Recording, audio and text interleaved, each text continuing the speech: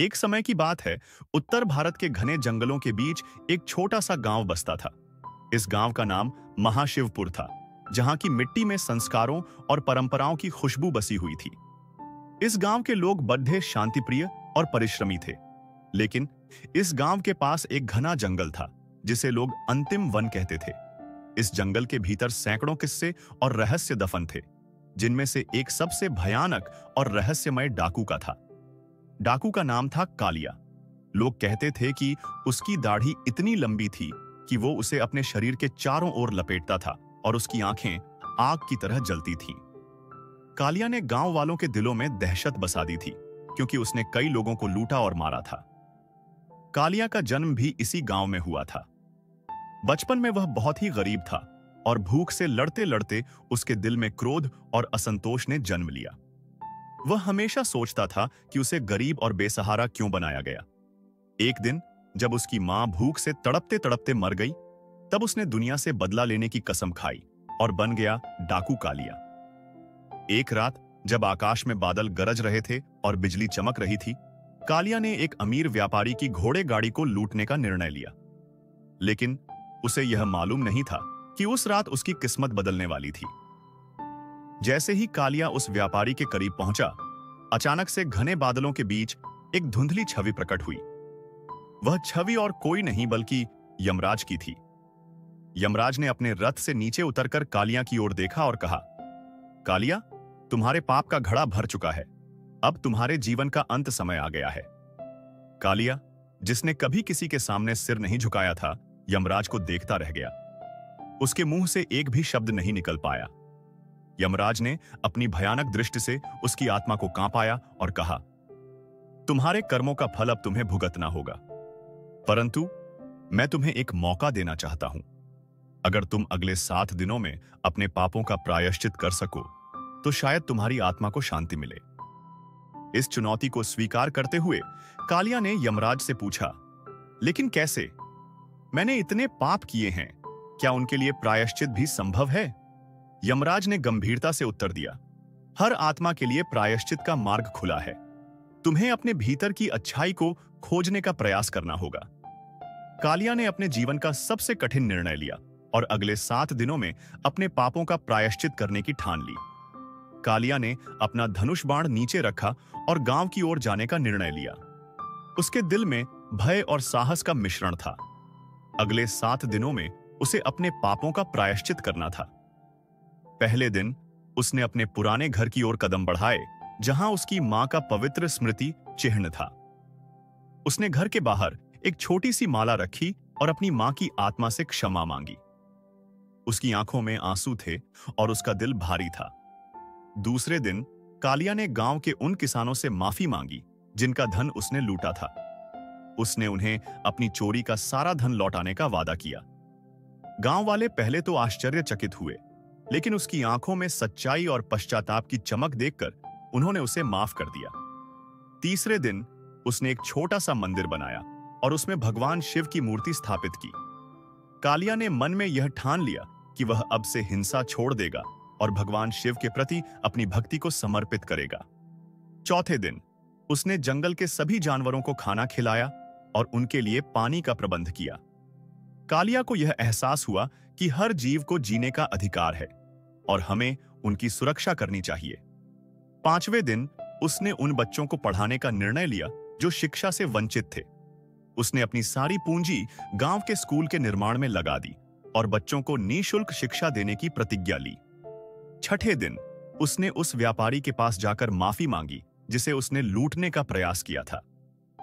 व्यापारी ने उसे अपनी गलती स्वीकार करते हुए माफ कर दिया और उसे अपने साथ काम करने का प्रस्ताव दिया।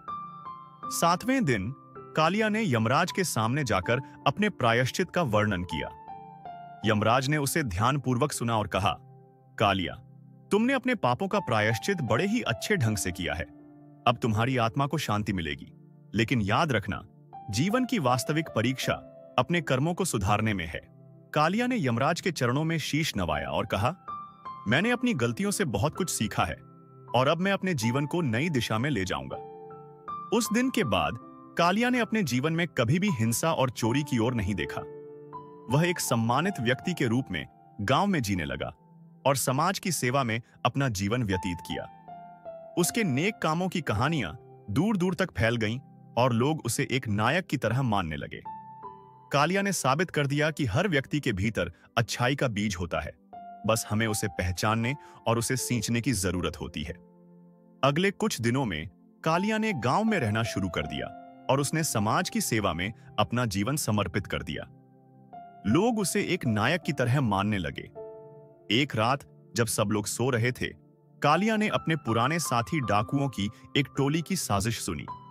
वे गांव पर हमला करने की योजना बना रहे थे।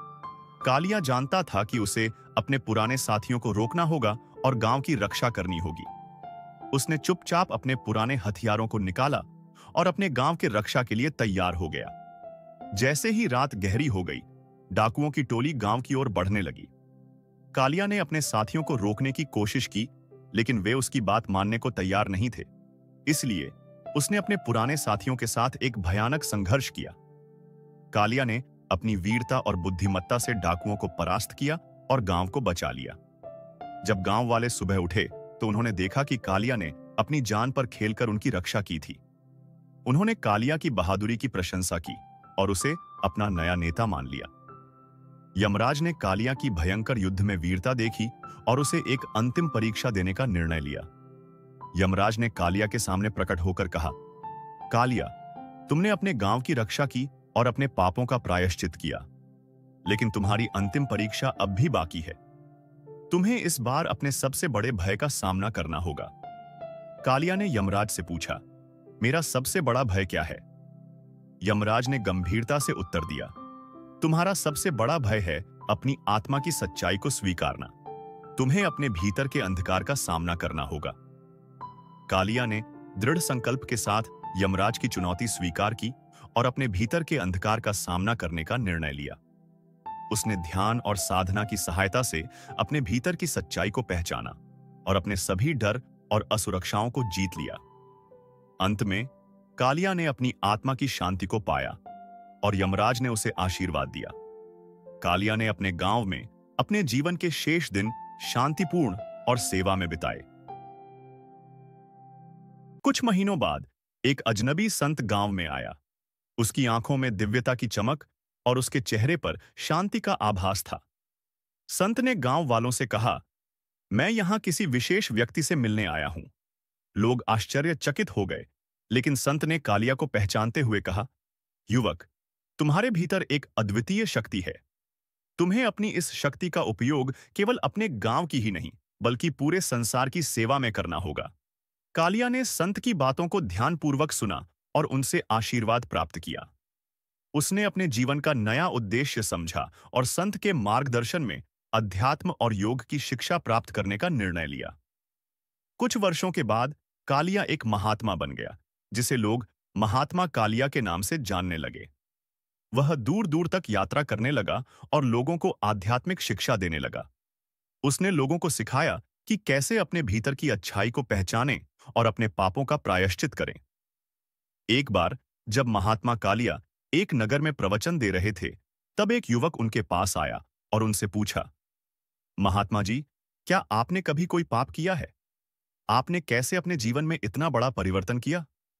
महात्मा कालिया ने मुस्कुराते हुए उत्तर दिया, बेटा, हर इंसान के जीवन में गलती और पाप होते हैं, लेकिन महत्वपूर्ण यह है कि हम अपनी गलतियों से सीखें और अपने जीवन को सुधारें। मैंने अपने जीवन में कई पाप किए, लेकिन मैंने उन्हें स्वीकारा और प्रायश्चित किया। अब मैं अपने जीवन को दूसरों की सेवा में समर्पित कर चुका हूं। युवक ने महात्मा कालिया की बातें सुनकर अपने जीवन को बदलने का संकल्प लिया। महात्मा कालिया के उपदेशों ने कई लोगों के जीवन को बदल दिया और उन्हें आध्यात्मिक मार्ग पर चलने की प्रेरणा दी। महात्मा कालिया की ख्याति दूर दूर तक फैल गई थी। एक दिन जब वे एक अन्य नगर में अपने प्रवचनों के लिए गए थे, तब उन्हें एक गुप्त संदेश मिला। संदेश में लिखा था कि एक राजकुमारी का अपहरण हो गया है और उसे एक भयावह जादूगर के किले में बंद कर रखा गया है। राजकुमारी का नाम था अनन्या और वह अपनी सुंदरता और बुद्धिमत्ता के लिए प्रसिद्ध थी। महात्मा कालिया ने इस चुनौती को स्वीकार किया और राजकुमारी को मुक्त कराने के लिए अपने योग और ध्यान की शक्तियों का उपयोग करने का निर्णय लिया। उन्होंने अपनी यात्रा शुरू की और अपने साथ कुछ वीर योद्धाओं को भी ले लिया जो उनकी सहायता कर सके। यात्रा के दौरान उन्हें कई कठिनाइयों का सामना करना पड़ा। जंगल में विचित्र और खतरनाक प्राणियों का सामना करना पड़ा, लेकिन कालिया की योग और ध्यान की शक्ति ने उन्हें सुरक्षित रखा। कालिया और उनके योद्धाओं ने अपने साहस और धैर्य से इन सभी बाधाओं को पार किया। जब वे जादूगर के किले तक पहुंचे, तो उन्होंने देखा कि किला बहुत ही भयानक और खतरनाक था। किले के चारों ओर गहरे खड्ड और विशाल दीवारें थीं, जिन पर जादुई प्रतीक बनाए गए थे। कालिया ने अपनी ध्यान की शक्ति का उपयोग कर इन जादुई प्रतीकों को निष्क्रिय कर दिया और किले के अंदर प्रवेश किया। किले के अंदर उन्होंने जादूगर के डरावने चेले और जादुई जाल का सामना किया, लेकिन कालिया की बुद्धिमानी और वीरता ने सभी चुनौतियों को पार कर लिया।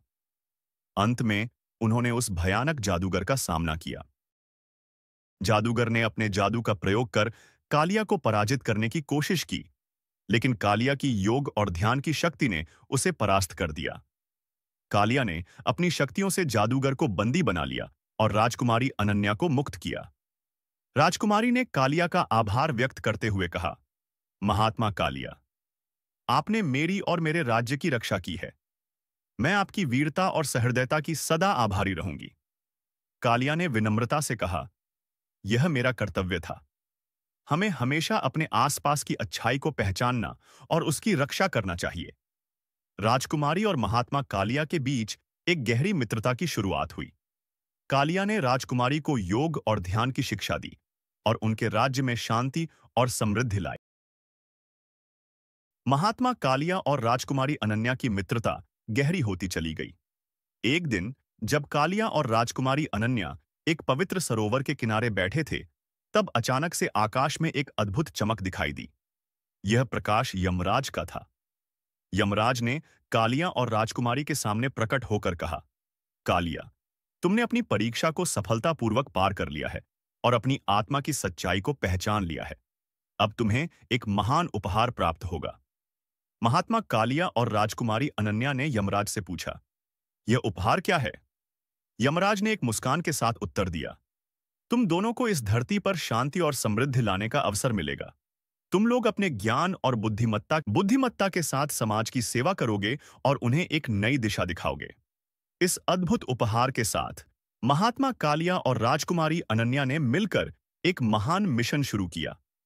उन्होंने शिक्षा, स्वास्थ्य और सामाजिक सुधार के लिए कई योजनाएं बनाईं और उन्हें सफलतापूर्वक लागू किया। उनके प्रयासों ने कई लोगों के जीवन को बेहतर बनाया।